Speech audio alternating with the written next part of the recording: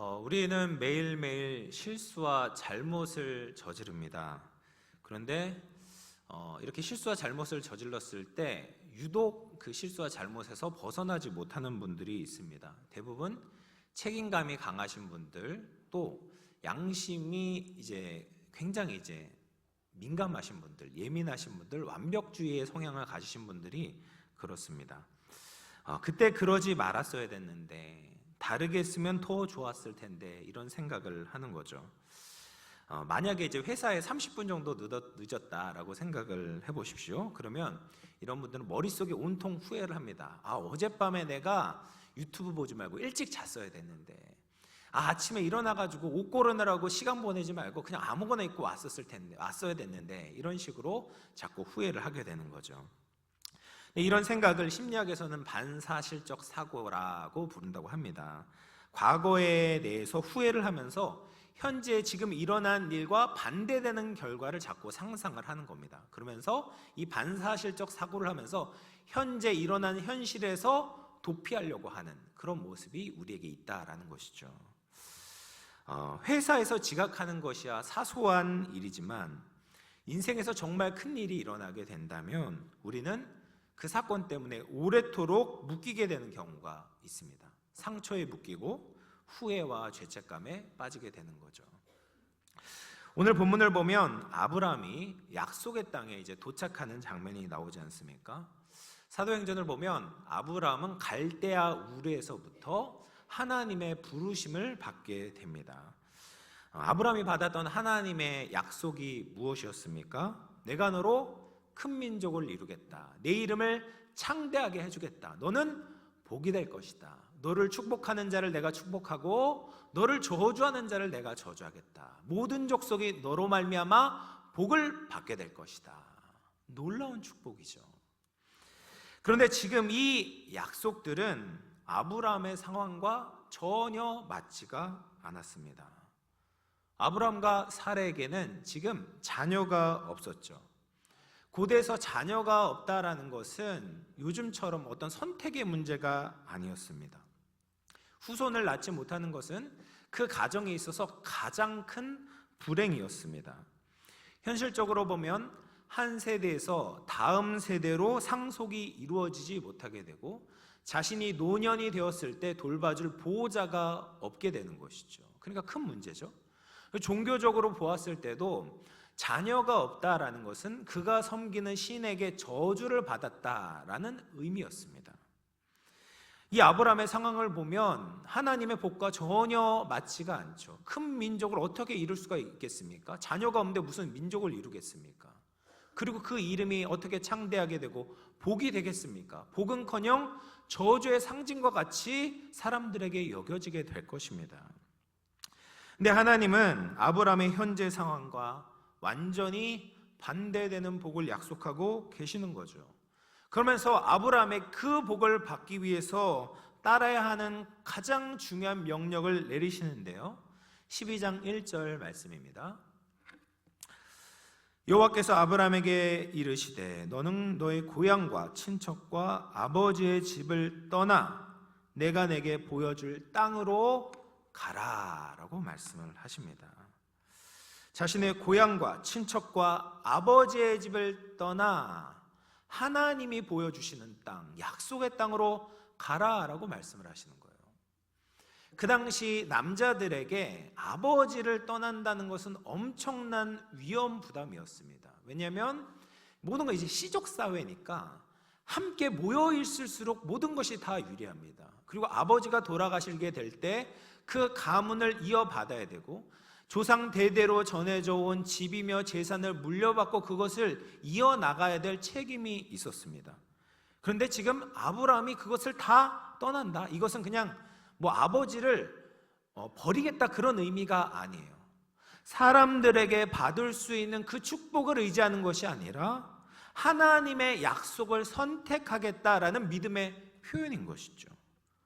자신의 생존, 관계, 미래, 안정과 꿈을 하나님의 손에 맡기겠다라는 믿음이 없이는 가나안 땅에 들어올 수가 없는 것이었습니다. 사랑하는 성도 여러분, 아브람처럼 하나님께 우리의 모든 것을 맡기는 모든 성도님들 되시기를 주님의 이름으로 축원을 드리겠습니다. 근데 이 아브라함의 이 엄청난 순종과 대조되는 한 인물이 있습니다. 바로 아브라함의 아버지 데라였어요. 창세기 11장 26절 말씀을 보면 데라가 70세에 세 아들을 낳게 돼요. 아브람과 나홀과 하란을 낳았더라 라고 이야기를 하죠. 여러분 70세에 낳은 것도 굉장히 늦은 나이에 낳은 거예요. 앞에 이제 데라의 아버지가 나홀이었는데 나홀이 29세에 데라를 낳은 것을 보면 뭐 지금도 70세에 어떻게 아들을 낳을 수 있겠습니까? 그런데 이 데라도 70세에 아들을 보았으니 얼마나 애지중지 키웠겠습니까? 자녀를 늦게 낳았으니 자녀에 대한 관심이 다른 사람들보다 훨씬 더 많았겠죠. 근데 이 세 아들 중에 하란이 가장 일찍 결혼을 하고 세 자녀를 보게 되었어요. 그 하란의 아들이 롯이고 그리고 두 딸을 낳았는데 밀가와 이스가를 낳게 되었습니다. 근데 이 데라에게 아주 비극적인 일이 벌어지게 됩니다. 바로 하란이 죽게 된 거예요. 성경에서도 이것이 얼마나 큰 일이었는지 그 아비 데라보다 먼저 죽었다라고 강조해서 기록을 하고 있습니다. 데라의 세 아들 중에 아마도 이제 막내, 맨 마지막에 썼으니까 아마도 막내 아들이었을 거예요. 이 막내 아들 얼마나 귀여웠겠습니까? 그리고 자신의 가문에 첫 번째로 손주를 안겨주었던, 기쁨이 되었던 그 하란을 잃게 되었던 것이죠. 아버지보다 먼저 자녀를 보낸 그 부모의 마음이 얼마나 가슴이 아프고 우리 상상을 못하죠. 얼마나 가슴이 아프겠습니까? 이 슬픔을 당하고 나서 데라는 아브라함과 나홀을 서둘러 장가를 보냅니다. 아브라함에게는 그의 이복 동생이었던 사레를 아내로 취하게 하고 또 나홀에게는 하란이 낳은 그 딸, 손녀인 밀가와 결혼을 하게 해요. 근데 나홀은 밀가를 통해서 순조롭게 자녀를 출산했습니다. 그 중에 한 명이 부두엘이고 이 부두엘이 낳은 딸이 리브가였어요. 이삭의 아내 리브가를 낳게 되는 거죠. 근데 문제는 데라의 아들 아브라함이에요. 아브라함. 결혼을 했는데 자녀가 안 생기는 겁니다. 데라가 짝지어준 이 사레가 이 임신을 못하는 겁니다. 데라가 또 걱정과 슬픔에 빠지는 거죠. 아, 사레가 아닌 다른 신부를 안겨주었어야 했는데 내가 잘못했나? 이런 후회가 되는 것입니다. 그러면서 왜 데라의 가정에 이런 아픔이 자꾸 찾아오는지 견디기가 어려웠겠죠. 그러면서 데라는 자신이 섬기는 신에게 계속 찾아갔을 거예요. 그 신은 여호와 하나님이 아니에요. 데라가 살고 있었던 우루 지방에서 섬기고 있는 달신을 찾아갔습니다. 그것을 알 수 있는 것이 데라라는 이름의 뜻이 달이라는 뜻이에요. 그리고 사레, 밀가 이제 다 딸이기도 하고 또 이제 손녀뻘이기도 하지 않습니까? 그런데 이것이 다 달신과 관련되어 있는 공주와 여왕이라는 뜻이에요. 그러니까 그 집안 자체가 지금 여호와를 섬기는 집안이 아니에요. 달신을 섬기고 있는 것입니다. 근데 고대인들은 달이 별들의 군대를 거느리고 인간의 운명에 관한 신의 뜻을 알려준다라고 믿고 있었습니다. 달이 차고 기우는 변화를 한번 생각해 보십시오. 달의 그 한 해 하나의 주기가 결국 음력 한 달을 결정하지 않습니까? 달을 보면서 사람들은 출생과 성장과 노화와 죽음을 생각했을 것입니다. 초승달이 되면서 달이 탄생하게 되죠. 보름달이 점점 차오르게 되면서 사람들은 성장을 떠올리게 될 것입니다. 보름달이 끝나고 달이 점점 또 줄어들게 되지 않습니까? 노화가 생각되고 그리고 나서 금음달이 되면서 달이 없어지면서 사람의 죽음에 대해서 생각을 하는 거예요. 그래서 달신을 섬기면서 사람들은 사람들이 태어나고 늙고 생로병사에 대한 어떤 계시를 받고자 하는 것이죠. 근데 데라가 자신의 이름과 같이 달신을 섬겼음에도 불구하고 자신의 가정에 뜻밖의 죽음이 찾아오게 되고 불임의 저주가 닥쳐오는 것입니다. 얼마나 답답했겠습니까? 그러던 찰나에 아브라함이 아주 뜻밖의 제안을 내는 거예요.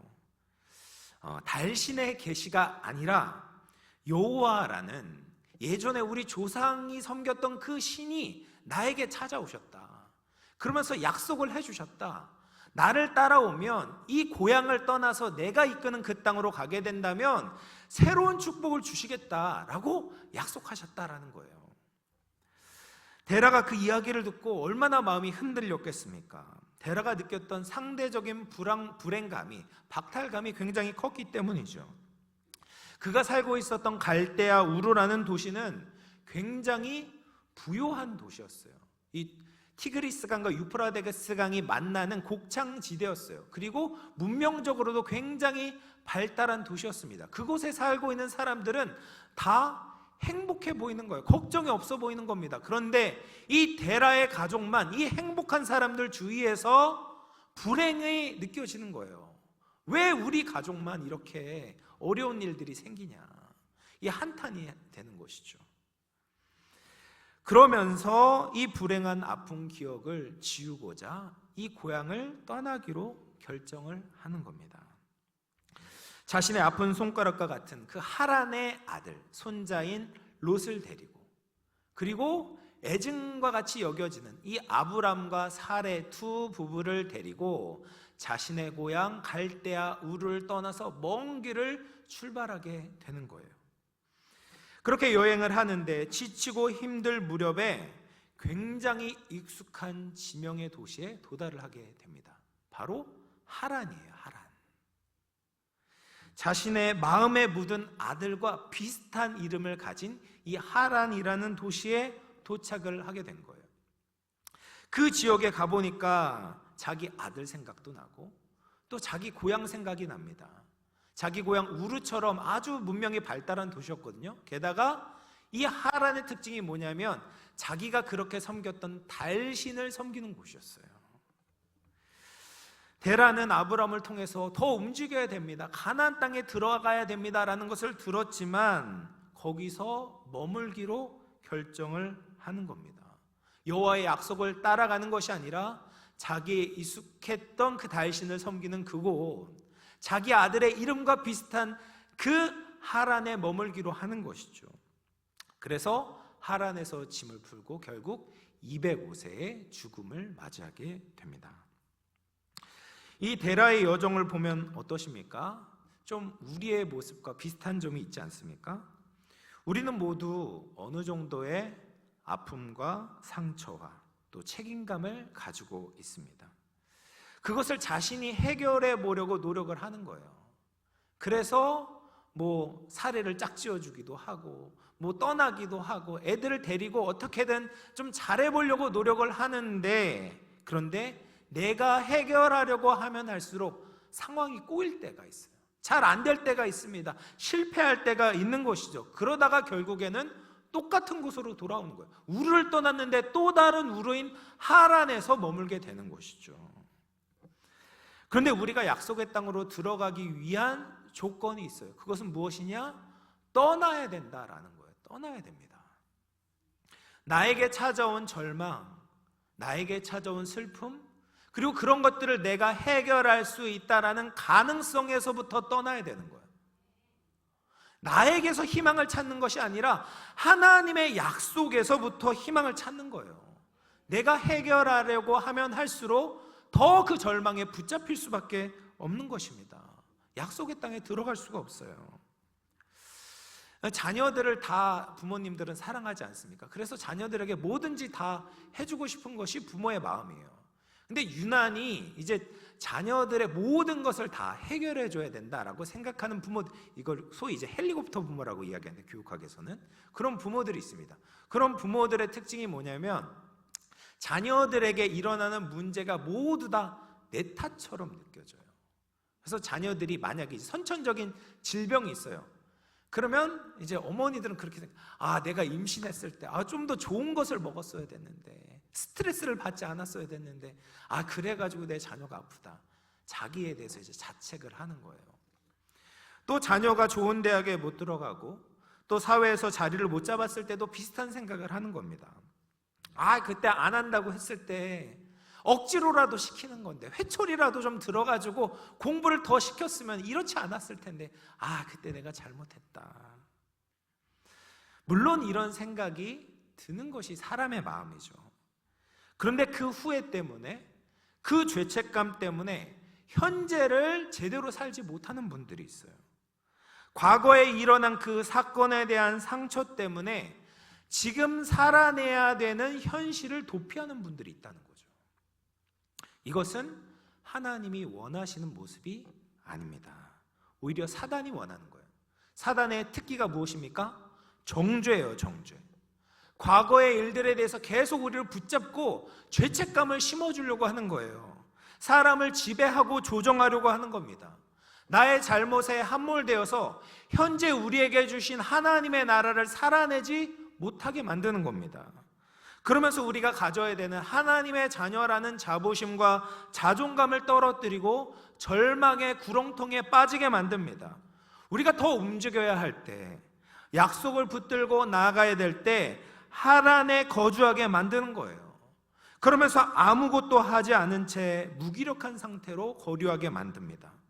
하란에서 하란을 그리워하면서, 아무것도 하지 못했던 그 달신에 대해서 원망하면서, 나의 신세에 대해서 한탄하면서 그 자리에 멈춰 있게 만드는 것이 사단의 고도의 전략이다라는 거죠.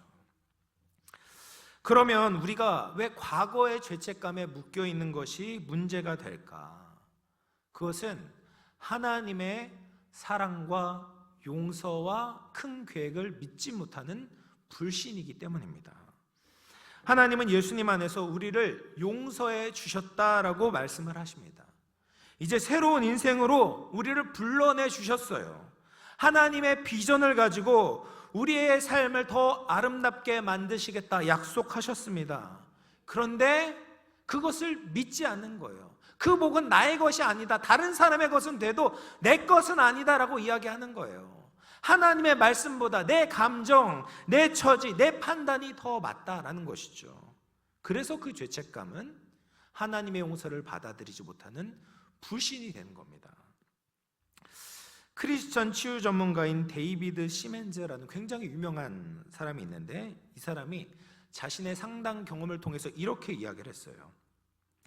나는 복음주의적인 그리스도인들이 겪는 정서적인 문제의 두 가지 원인을 발견했습니다. 첫 번째 뭐냐면, 하나님의 무조건적인 은혜와 용서를 받아들이지 못하는 것이고, 또 다른 하나는 그 무조건적인 사랑과 용서의 은혜를 다른 사람에게 베풀지 못하는 것입니다. 전 이 말에 동의합니다. 우리 자신이 하나님께 용서받고 용납되었다라는 것을 알지 못하면 우리는 하나님의 나라를 누릴 수가 없어요. 하나님께 용서받지 못하면요, 다른 사람을 용서하지 못하는 거예요. 하나님의 사랑을 전하지 못하게 됩니다. 하나님의 용서를 받지 않고 다른 사람을 용서하지 않게 되면 그 사람은 지옥에 갇혀 있는 것과 마찬가지 상황이 되는 겁니다. 현재 우리에게 주신 그 하나님의 나라를 누리지 못하게 되는 거죠. 이 베드로가 있지 않습니까? 베드로는 예수님에 대해서 정말 열심을 냈던 제자였어요.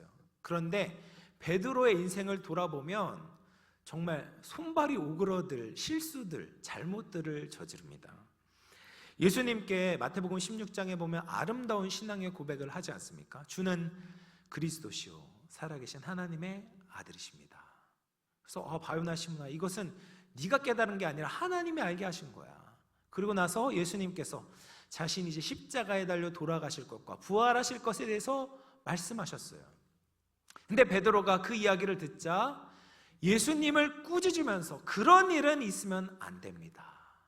얼마나 민망한 상황입니까? 그러면서 예수님께서 사단아 내 뒤로 물러가라, 너는 나를 넘어지게 하는 자다 라고 베드로를 질책하시죠.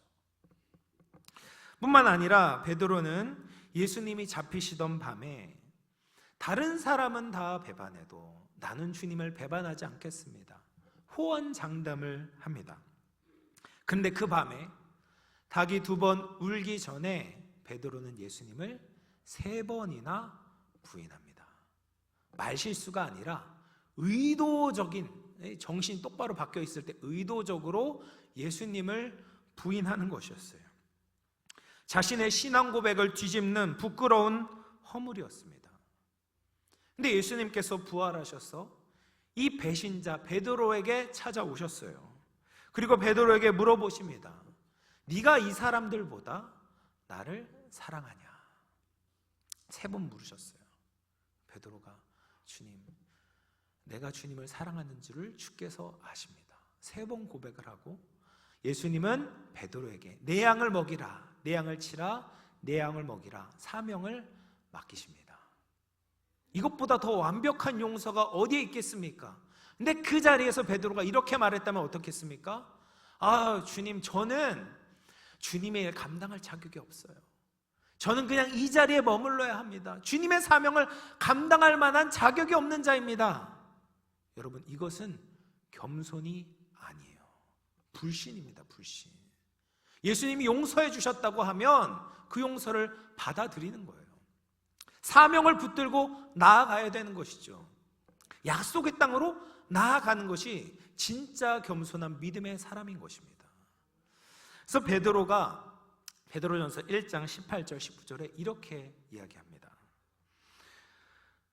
같이 한번 읽어볼까요? 시작. 너희가 알거니와 너희 조상이 물려진 헛된 행실에서 대속함을 받은 것은 은이나 금같이 없어질 것으로 된 것이 아니요 오직 흠없고 점없는 어린 양 같은 그리스도의 보배로운 피로 된 것이니라. 아멘. 베드로의 경험에서 나온 고백인 것이죠. 우리의 헛된 행실을 보면 하나님 앞에 고개를 들지 못하죠. 이게 모두 다 내 잘못이죠. 하나님 죄송합니다. 잘못했습니다. 그런데 하나님은 그 모든 부끄러운 행동들을 다 용서해 주시겠다 약속하시는 거예요. 공짜로 용서해 주시는 것이 아닙니다. 은이나 금 같은 것이 아니라 예수 그리스도의 보배로운 보혈, 영원히 사라지지 않는 그 보혈 때문에 우리를 용서해 주시겠다 약속하시는 거죠. 그리고 그 용서가 너무나도 완전하기 때문에 우리의 죄와 잘못을 기억도 하지 않겠다 말씀하십니다. 그리고 시편 103편 12, 13절 말씀 보면 이렇게 말씀하세요. 동이 서에서 먼 것 같이 우리의 죄가를 우리에게서 멀리 옮기셨으며 아버지가 자식을 긍휼히 여긴 같이 여호와께서 자기를 경외하는 자를 긍휼히 여기신다. 동과 서가 완전히 반대 방향이잖아요. 그런데 우리의 죄가를 그렇게 옮기시겠다. 어떻게 접근도 못하게 완전히 옮겨버리시겠다. 그리고 아버지가 자식을 긍휼히 여기는 것처럼 우리를 긍휼히 여기고 불쌍히 여겨주시겠다. 죄를 용서해 주신다, 사랑해 주신다라고 약속하고 있는 겁니다. 그 사랑을 받을 때, 그 예수 그리스도의 피 묻은 보혈의 완전한 용서를 우리가 받게 될 때, 우리는 내 마음대로 살아가는 방종의 삶을 살아가는 것이 아니라 주님의 은혜와 용서 때문에 감격해서 주님의 약속과 사명을 붙드는 하나님의 사람으로 살아가게 되는 것이죠. 아브라함을 보십시오. 아버지 데라가 주도해서 11장 말씀 다 주어가 데라거든요. 그러니까 데라가 주도해가지고 아브라함을 끌고 하란으로 온 거예요. 하란으로 왔지만 거기에 더 이상 머물지 않습니다. 과거의 상처, 아픔, 실패를 뒤로 한 채 하나님의 비전의 말씀을 붙들기로 하는 거죠. 지금 당장 이루어진 것은 없습니다. 아직 큰 민족도 없고요, 명예도 없고 땅도 없고 복도 없는 것처럼 보입니다. 그럼에도 불구하고 약속의 땅으로 가는 거예요. 4절 말씀 보십시오. 창세기 12장 4절입니다. 이에 아브라함이 여호와의 말씀을 따라갔고, 여호와의 말씀을 따라간 거예요. 자신의 현실에 붙잡힌 것이 아니라 여호와의 말씀을 붙잡고 따라간 거예요. 이것이 믿음의 사람의 모습이죠. 7절 말씀 보십시오.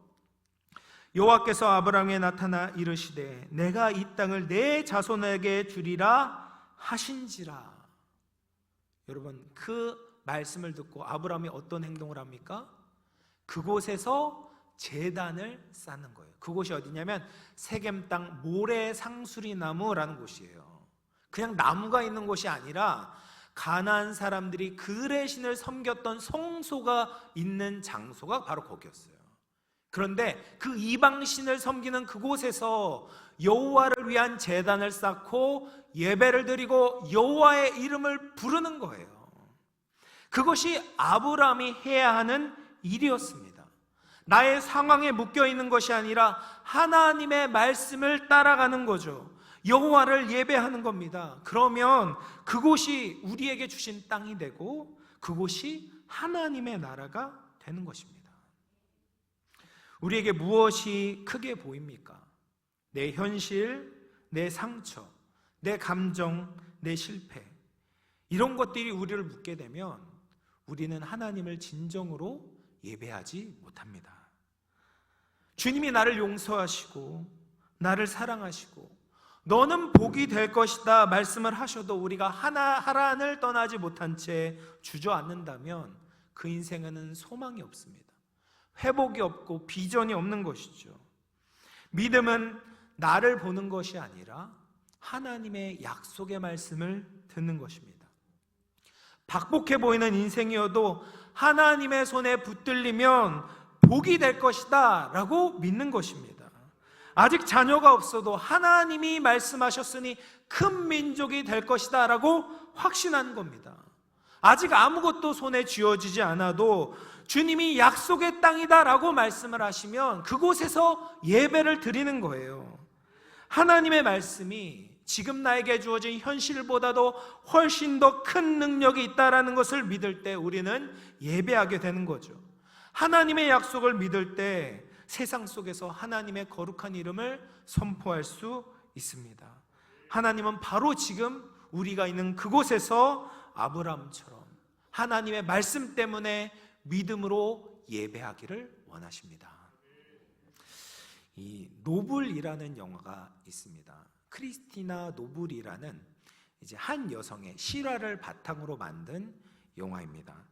이 크리스티나 노블은 아일랜드 더블린이라는 곳의 빈민가에서 태어난 여성이었어요. 그런데 이 아버지가 알코올 중독자였고 일을 하지 않는 거예요. 그래서 이 크리스티나 노블이 자기 이제 동생들과 함께 어렸을 때부터 생계를 위해서 일을 해야 됐어요. 근데 어머니가 살아 계셨을 때는 그나마 괜찮았는데 10살이 되던 해 어머니가 돌아가시게 됐어요. 그러면서 동생들과 뿔뿔이 흩어지게 되고 이 크리스티나도 수녀원으로 넘겨지게 됩니다. 얼마나 힘듭니까? 근데 17살 때 이 수녀원을 탈출을 해요. 그래서 아일랜드에서 본토 영국으로 이렇게 넘어가게 됩니다. 그리고 그곳에서 일을 하기 시작하는데 뭐 가진 것이 있습니까? 그래서 뭐 이렇게 학교 같은 데서 잠을 자다가 동네 청년들에게 겁탈을 당하게 됩니다.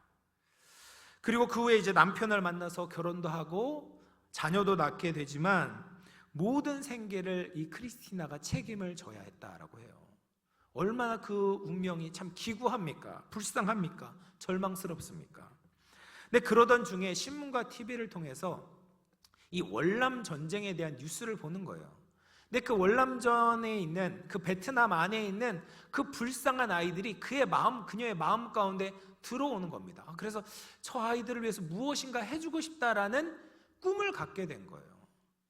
그렇게 해서 이제 중년이 됐어요. 아이들도 다 키우고 중년이 돼서 1989년에 베트남으로 넘어가게 됩니다.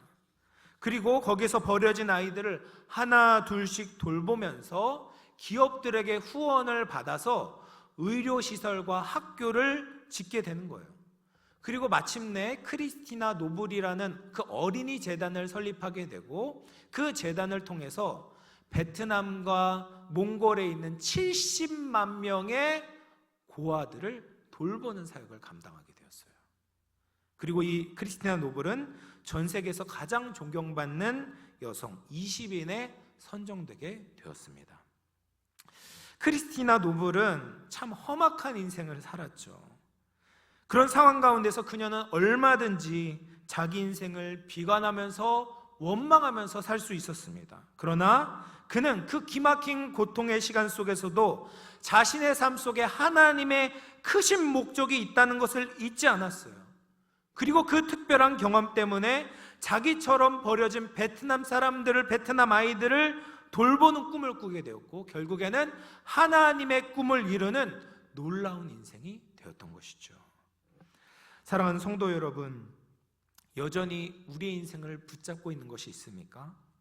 여러분에게 어떤 아픔이 있고, 어떤 실패가 있고, 상처가 있으십니까? 어떤 죄책감이 있으십니까? 그런 것 때문에 우리가 하란에 멈춰 있어서는 안 됩니다. 나를 묶는 모든 것에서 떠나 약속의 땅으로 가야 합니다. 세상의 소리, 사단의 정죄, 우리 내면 안에 자꾸 불쑥불쑥 나오는 그 부정적인 소리를 듣는 것이 아니라 하나님의 약속의 말씀을 들어야 합니다. 시편 30편 11절 말씀, 우리 마지막으로 같이 한번 읽어보도록 하겠습니다. 시작.